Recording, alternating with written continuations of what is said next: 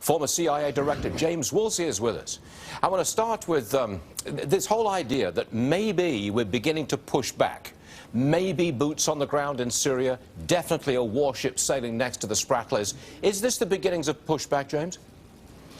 Well, maybe. It's not much of a push so far, but on the other hand, they were sort of negatively pushing, as in That's pulling called a retreat, away James. Before. Yeah, called a retreat.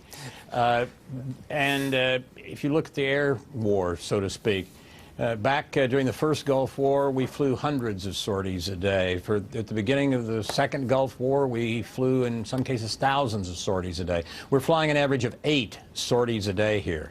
That's not exactly boots on the ground. That's 16 boots a day, way above the ground. Okay, that's you're very dismissive, James. When I said, is this the beginnings of a pushback, you said maybe, and really, it's not. You're saying it's not real pushback.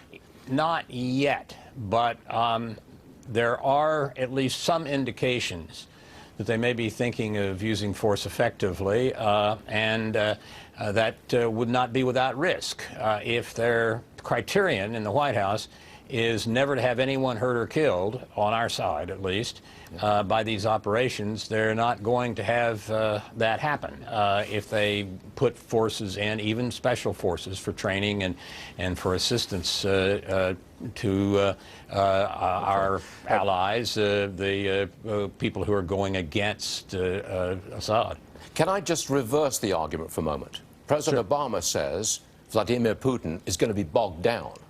He's into a quagmire. I don't think he's used the word quagmire, but he's going to be bogged down. Now, today, Russia's finance minister said their reserve fund is going to be out of money, completely out of money, next year. Does that suggest that maybe there's merit to the president's argument? Putin's bogging himself down? There'll be merit to the president's argument if he helps bog Putin down, because what we really want is Russia not to stick its nose into all sorts of things in all sorts of parts of the world. They have this nasty habit of wanting to conquer places like Ukraine and Georgia and so forth once they stick their nose in. I think the president could do a very good job by doing everything possible to keep the price of oil down, below $40 a barrel if possible. Do you think he'll do that?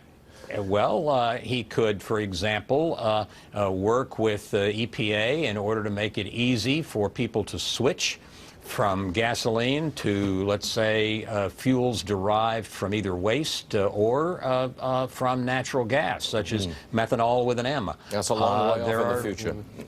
No, it's not. I disagree. I think there are real possibilities of having competitors at the pump to oil and to petroleum-based products. And once you have that, oil is going to stay down there, and Russia and Iran and Venezuela and some other lovely governed countries like those are going to have some really serious problems. And American drivers are going to be a lot better off. Director, sarcasm is a low form of wit, but we like it. Okay, we'll take it. James Woolsey, thank you very much indeed. Interesting stuff.